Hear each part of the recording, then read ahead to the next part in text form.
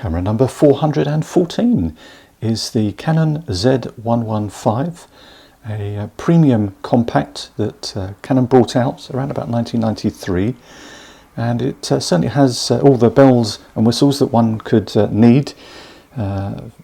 Certainly the lens has a nice focal reach of 38mm to 115mm, so that's nice to see that included. With a variable f-stop number of 3.6 to 8.5. The camera requires batteries to operate all its functions, so let's go ahead and just unscrew the battery compartment here on the left, and it will reveal two batteries, two I believe they're CR123s.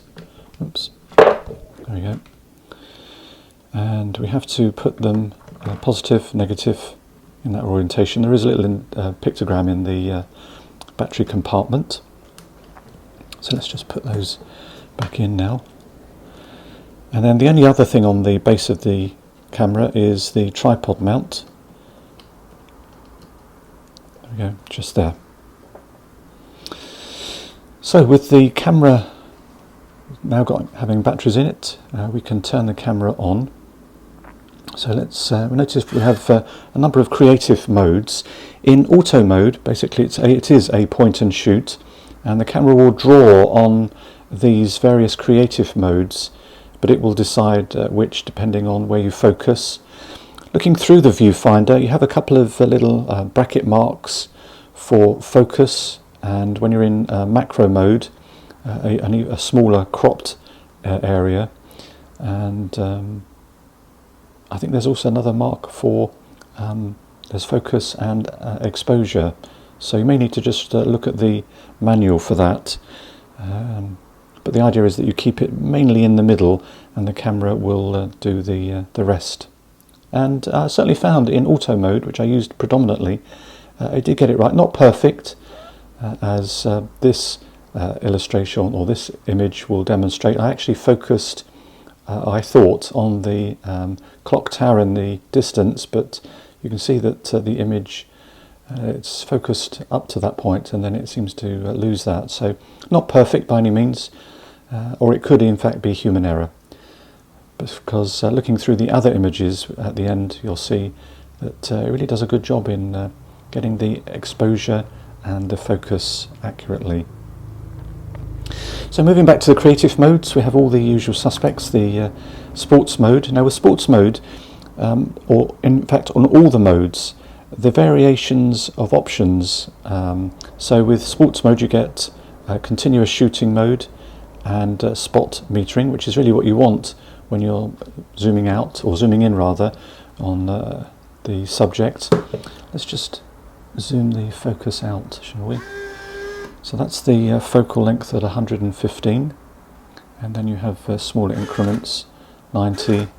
You can go in between the ones that are marked on the barrel of the lens, so that's nice. So that's the sports mode. And then we have nighttime portrait, which includes a slow sync flash and red eye reduction. We then have portrait mode, which again has flash with red eye. And then our macro mode. Now with our macro mode we want spot metering, which is because we're in close, that's good. And then the lens actually zooms out to 90mm. I don't think we can go any closer. In fact, yes, you can't alter that. But you can get up to about a couple of feet with that macro mode, so that's very nice. And just while we're talking, the little focus green light here on the outside of the camera tells us that everything's in focus and the exposure is correct. If it's not happy, it will flash. I don't know whether I can get it to be unhappy. No, clearly not.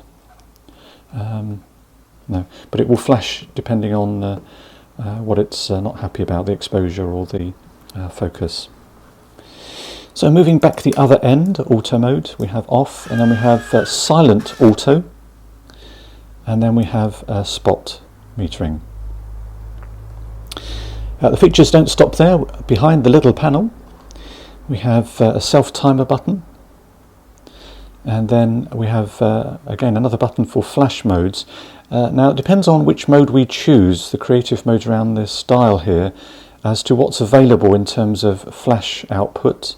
Sometimes it will be just on or off, but sometimes it will include red eye, reduction and slow sync as well. So that just depends on what you've chosen.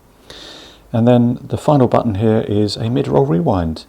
The camera will rewind the film at the end, but if we want to rewind it at any time before that, then we can do that, which is nice.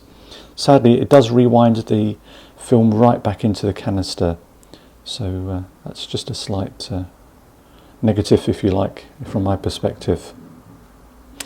So on the top we have our shutter button and our zoom buttons, and that's pretty much it really.